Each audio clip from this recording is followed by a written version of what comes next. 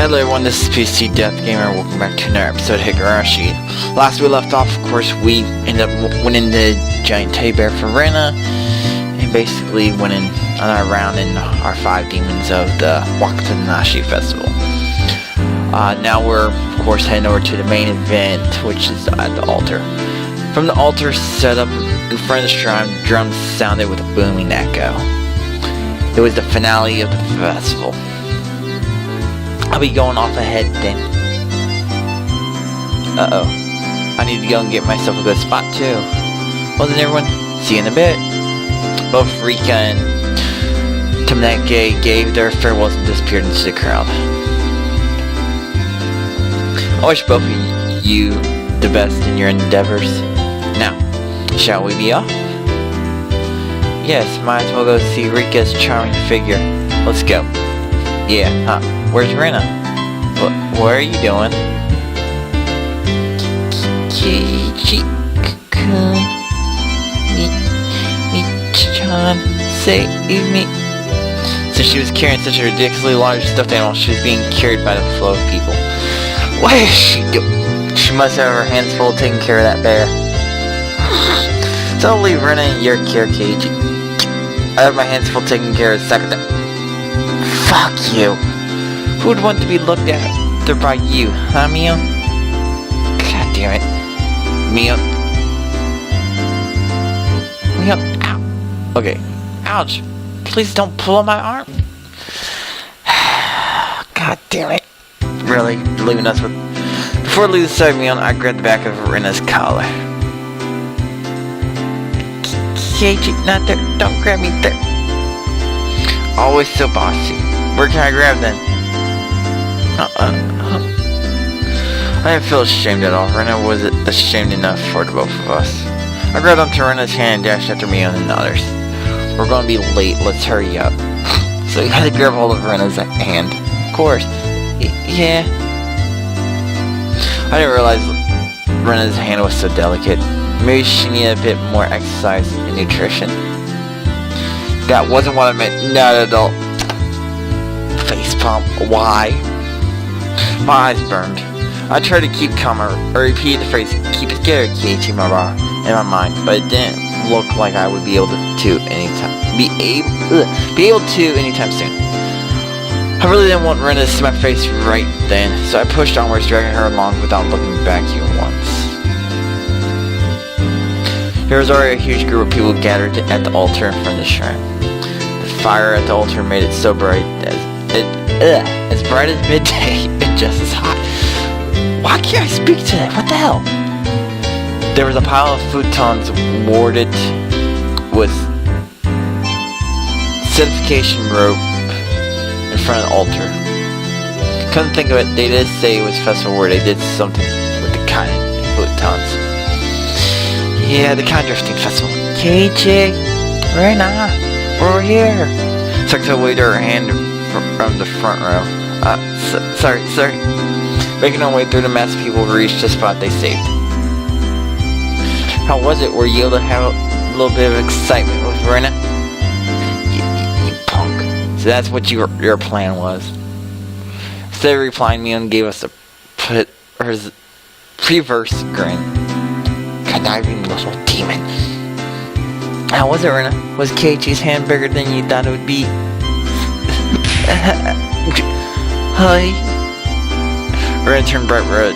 Puffs of steam shooting out of her. I heard something slice through the air and turned around to see Mion on the ground with the load on her face. Oh, quickly got knocked out. Mion, when were you hit? Between the ha and oi or hoi, I think. Rena, it's not good to punch your friends to hide your embarrassment. I didn't hit her. What's that? What? Oh no, smack there. Thump. The thunderous beat of the drums echoed silence in the crowd. You must all be quiet, it's beginning. It was a solemn ritual. Rika entered dressed as a shrine maiden, followed by members of the municipal committee. The others all looked at Rika and clasped their hands in praise. The only thing only thing allowing to disturb the profound silence was the flash as Tomoki's camera. The flash from Tomoki's camera. God damn, I can't speak. What the hell? And sorry, I'm not doing any actual voices. If you guys want me to in the next series that I do, if I do an original novel, please let me know if you want me to do voices, and I'll try to do the voices for them next time, maybe. What's the big thing Rika is holding? Oh, that's used for this festival. It's a secret farming tool that only the Shrine Maiden may touch. It was an awkward shape for a piece of farm equipment, not uncommon for something used in rituals. Through reciting a Shinto prayer. How am I getting tongue-tied on something I practice anyway? Rika approached a pile of futons gathered at the altar. She swung the whole skillfully, plowing it into the futons. Each and every little movement in this performance probably had to be done in a certain way. Without a doubt, this was a ritual. What's next? Airing out futons? She's purifying futons that absorbed illnesses from people over the winter. So when Keiichi said airing out futons, he wasn't completely wrong. Rika's face was already dripping with sweat. The hoe was probably really heavy. She stared side to side with the momentum of each swing. Sakuto looked on, silently lending her support. Worried? Rika practiced every single day with a mochi hammer. Oh, mochi actually sounds good right now. And yes, if I'm pronouncing words wrong, I'm sorry, I don't entirely speak Japanese or any of that, so she will certainly prevail. Sakuto's hands were swaying. Whenever Rika started to sway a little, she held her breath.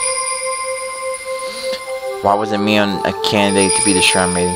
It feels wrong having Rika swing around something so heavy. I do if they ask me, you know. And well, it's not something just anyone could do. That's true. Shrine Maidens need to be pure after all. Oh, I knew that was coming. Mion drove her elbow into my side. With a thud of the big drum, Rika gave a solemn bow and descended from the altar. That triggered a round of generous applause. Yay! After the Shinto priest had raised up the cleansed futons like a portable altar, all the spectators stood up. Following after the priest, we all marched on at a moderate pace. It's a slow-ass pace. God damn it. They ascended the shrine's giant stairs in a line. What's happening now? Washing the futons in earth? Watanashi means staying kind of drift, you know. Yay. The procession continued right up to the bank of the stream. Fire was stroked high and it was bright as day here too. People started crowding around it and clamoring. Alright, get in line. Line up, Keiichi. I wondered what was up. Maybe we'll get some holy wine, red and white bean buns. It's not food, I said it was cotton. But of course, they didn't call it the Watanashi for nothing. I finally understood. Municipal committee members pulled out the cotton from inside the futon and balled it up like mochi, handing it out to people. Rena dove into the line and brought out some for me as well. We then proceeded to the bank of the stream. This is your first time, Keiichi, just copy what I do. She held the cotton in her right hand and waving her hand as if to purify it, she touched it to her forehead, chest, navel, and both. Never mind. You do this 3 times and slightly give thanks to Washiro. Now, I know... I'm sorry if this is actually an actual god. I don't know everything precisely with Shinto. So something I'm getting into myself here. But if this is actual god, or someone that someone worships, I'm sorry if I one screwed up their name. 2, I'm not adding the hophonics like Sama and that to their name. So, again, I'm sorry. But, to me, I know it's how it is over there, but I'm not going to do it. I'm one of the people that, to me, yeah, if I lived there, I would do it, but I don't. I live in America, so I'm not going to do it, so I'm sorry. Oh, Ashira? What's that? The name of the shrine's god? Yes, it's the guardian deity of the town. I'm not going to bother. I'm going to screw up the town's name every single time I try. It brings about both miracles and curses, so you must be sure to show respect. That sounds like a pretty frightening god. But well, when in Rome, I was officially a resident of the town now, after all. Doing as Runa showed me, I touched the con over myself 3 times. Thank you, Oashiro. Thank you, Orishima. This way, all the evil that possesses you is sucked out by the con. Then you let it gently drift away on the stream, and you're done. Yeah, Runa and I said our pieces of kind of float on the surface of the water. The flowers of cotton blooming on the water had sucked out all the evil festering in town and drifted off, disappearing into the distance. It was wonderful, like those floating lantern festivals I've seen on TV. Those floating lantern festivals are for other reasons, and yes, I've seen them. I know what it's for, so. The best part, though, was feeling like this red patches had made me a true resident of town. Woo! We finished the Kind Drifting Festival. Is that going to be an end of another chapter, or...? Nope. While staring off into the dream, I somehow got separated from Rena. I wasn't very lonely, though. I know this place now. This is where I live, my home. It's probably better if I just stay here instead of wandering around aimlessly. Someone would surely find me while I was enjoying the evening breeze. I heard a familiar voice. It was Tameki's. I headed towards it. How did it go, Tameki? Were you able to get some good shots? Yeah, fortunately. Tameki was with a girl. I felt a little like I was intruding. Ooh. How was it, Keiichi? Did you enjoy the festival? From the way she spoke, it seemed like she was a resident of town. I really should try hard to remember people's faces here. What was her name? Well, it was fun. My face was giving away how desperate I was trying to remember her name, because she gave a light-hearted chuckle. It's probably because it hasn't been long since you moved here. It's probably hard to believe seeing how friendly you got with the other kids. If that's how it looked, it was probably all thanks to Rena and Mia. Perhaps you feel more like a resident of town after taking part in the festival today? I wonder about that. Oh, that's not like you. I had tried to get used to town. But there was still plenty of things I didn't know. The faces of people I met, for example. Things that had happened in the past as well. Oh, you're feeling left out because of something like that? It's not so much as feeling left out. It's just I'm not sure how to say it. That incident at the damn construction site. The fighting over it and other conflicts. A terrible incident they pretended they didn't even know about whenever I brought it up.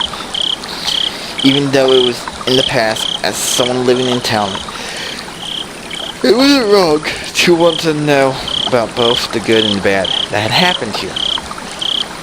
Sometimes looking into the past of a town can cause trouble. If it will put you at ease, then I'll tell you everything I know. To make a smile made me more relieved than I've ever been.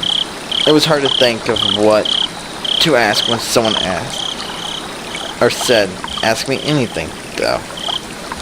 Ooh, yeah, that's a little hard. Even when there was so much I wanted to ask. Then can you tell me about what happened at the dam? When the dam was being constructed? There was a big incident where the town was going to be submerged, right? I think the locals would be more knowledgeable about the dam than I am. Well, if you don't mind, I'll tell you what I know. It's only what I read in the newspaper, though. Tameka's eyes entered an unfocused gaze as he searched through his mirror. Then he spoke.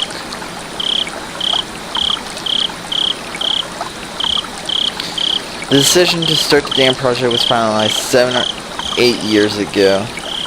I heard it was the next major project after Kobe.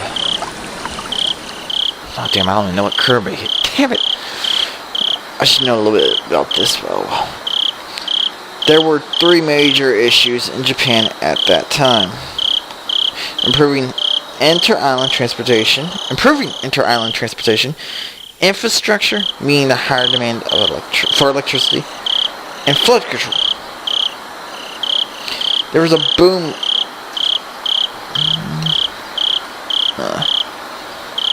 There was a boom of dam building during the massive economic stimulus they provided on top of generating electricity and flood control.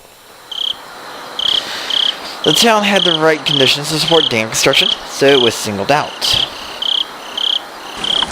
The dam reservoir would have covered quite a lot of ground when it was completed. The entire area, right up to Higurashi, I believe that's how that one's pronounced, way upstream would be underwater. But why do they have to pick a populated area like the town? Couldn't they have instead picked a place where nobody lived? I'm not really sure why, but I heard that it was just the right terrain for building a dam. Of course, there were protests here in town. Rika had said there was a battle. From that choice of words, I would have guessed things turned violent. There was a trial, and it was even brought up before the national debt.